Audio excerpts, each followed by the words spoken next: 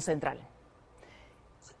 Buenas noches. ¿Qué tal? Queremos revisar primero este tuit que publicaron ayer, que dice lo siguiente: Transparencia considera que la difusión de la manifestación policial de un militante de Sendero Luminoso del 3 de agosto de 1981, que involucra al ministro Iber Maraví en acciones de dicho grupo terrorista, es un hecho muy grave que exige al gobierno tomar medidas inmediatas, pero y van tras las declaraciones de hace un par de días del presidente de la República, donde dice que nadie le va a imponer a él la agenda, y con las declaraciones precisamente del ministro Iber Maraví, donde dice que se va a presentar ante el Congreso y que no va a renunciar. Pues parece que no va a haber una decisión por parte del Ejecutivo de separarlo del cargo. Lo que uno esperaría, en primer lugar, del gobierno en su conjunto, no solamente algo del ministro, es una explicación detallada, convincente, integral de la situación que se ha venido conociendo a través de los medios de comunicación. Eso es independiente del tema judicial, jurídico que pueda estar involucrado. Desde luego siempre hay, pues para todo ciudadano vigente el derecho de presunción de inocencia. Pero es independiente de la cuestión más política, de que hechos de esta gravedad tienen que ser siempre aclarados por los funcionarios, porque quien ocupa una posición como por ejemplo ser ministro está obligado pues a tener la máxima transparencia, ¿no? Y más cuando entra en juego alguna información que puede poner en cuestión sus antecedentes personales, salir inmediatamente a explicar con mucho detalle qué es lo que está pues difundiendo el medio de comunicación que pone en riesgo pues su propia credibilidad. Precisamente esto podría además y va a desencadenar una crisis, ¿no es cierto? Porque el presidente, en vez de alguna manera de zanjar el tema con, además, desde un inicio el premier Bellido y ahora los cuestionamientos serios contra el ministro de Trabajo Iber Maraví, pues esto se va a llevar al Congreso, ¿no es cierto? Entonces está arriesgando a llevar al país a una nueva crisis que se podría desencadenar ahí también. Sí, y de manera innecesaria, porque creo que hay pues suficientes elementos como para que el gobierno tome una decisión sobre esta materia. Y de hecho, sorprende que hubiera habido un anuncio del presidente del Consejo de Ministros sobre la materia que luego no se haya concretado. Hay que recordar que de acuerdo con la Constitución es el presidente del Consejo de Ministros quien le propone al presidente los nombres de las personas que ocupan el gabinete, los puestos en el gabinete. Y si ya el primer ministro dice, esta persona pues ya debe renunciar, es que pues esa confianza inicial se ha perdido.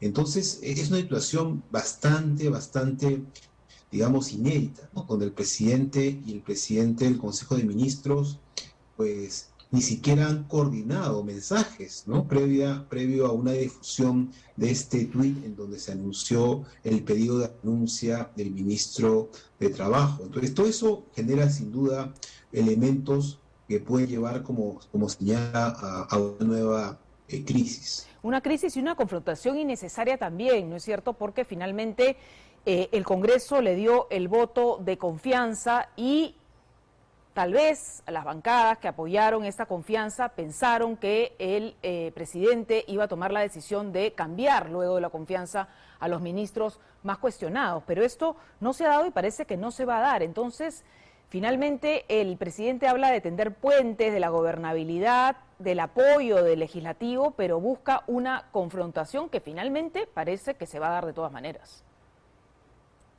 Esperemos que no, pero además hay que entender que la confianza se da a una propuesta A de las gobierno. políticas. Exactamente, entonces lo que uno esperaría es que se escojan o se pues establezca un perfil para los puestos más importantes que sea coherente con esos planes o propuestas que se plantean al país. Porque cuando uno dice, por ejemplo, ¿no? que va a impulsar un conjunto de políticas públicas, por dar un tema, en la agricultura, uno espera que en ese ministerio haya toda la capacidad para llevar adelante esa propuesta. Cuando eso no ocurre, se generan mensajes contradictorios, es decir, se proponen cosas, pero al mismo tiempo los hechos y las personas dan mensajes pues en sentido contrario.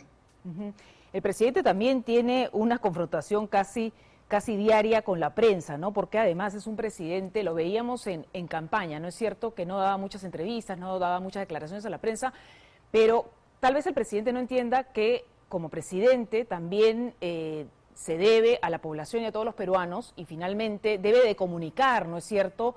Y permitir que algún medio de comunicación pues le pregunte las interrogantes necesarias para que él la responda, pero ese vínculo no se da, es muy complicado llegar a sacarle una declaración al presidente de la República. Los sistemas presidenciales, la figura del presidente de la República es central, ¿no? Es la persona no solamente jefe de Estado, también es el jefe de gobierno. Su voz es muy importante para mostrar cuáles son las líneas de trabajo y qué objetivos se plantea en el corto, mediano plazo el Ejecutivo.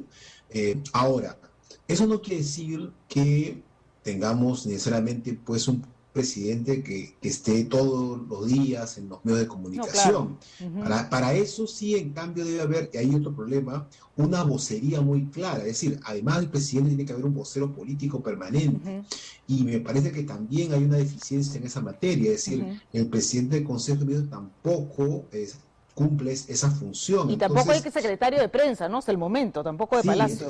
Entonces tenemos un problema, digamos, de mensajes que se van soltando a través de las redes sociales, a través de alguna presentación, digamos, algunas declaraciones que literalmente se arrancan al paso, pero que no generan un mensaje coherente, ¿no? Que es lo que uno esperaría de un gobierno. Ahora, está a tiempo de corregir. Hagamos los votos porque se corrijan esos temas, que el presidente tiene que pues también tener una presencia en los medios, sin duda, responder preguntas, tiene que haber una corrección respecto a la vocería política y sin duda, ¿no?, generar todas las facilidades para que los medios de comunicación puedan realizar su trabajo. Ahora, también queda debilitada la imagen del Premier, ¿no es cierto? Conversábamos hace unos segundos sobre este día donde el Premier hace esta declaración al portal de noticias Sudaca, donde dice que le había pedido la renuncia al ministro de Trabajo, luego sale con un tuit contradictorio, parece que reculó con el presidente fue vellido a Palacio. ¿Cómo queda la imagen del Premier? Porque queda finalmente como un Premier que el presidente lo desautoriza. Bueno, en realidad hay varios problemas. Para empezar, un presidente del Consejo de Ministros no puede salir a anunciar una decisión que involucra al presidente sin tener previamente el consenso con el presidente de la República. Eso es casi elemental, ¿no? Y lo que da es una imagen en donde ambos no están coordinados. Y eso ha derivado de una situación incómoda, ¿no? Donde el presidente, al parecer, le enmienda la plana públicamente al presidente del Consejo de Ministros.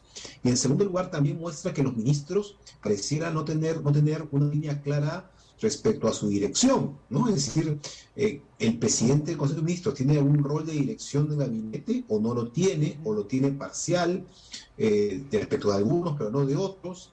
El presidente de la República, digamos, no coordina con su presidente del Consejo de Ministros cuestiones de esta naturaleza tan importante. Creo que hay un problema ahí serio de organización al interior del gobierno, sin duda. Sí, y complicada la imagen también que da, ¿no? Que da de desorganización en todo el Ejecutivo. Gracias, Iván La Negra, por acompañarnos esta noche y todos tus alcances en la edición central. Gracias, buenas noches.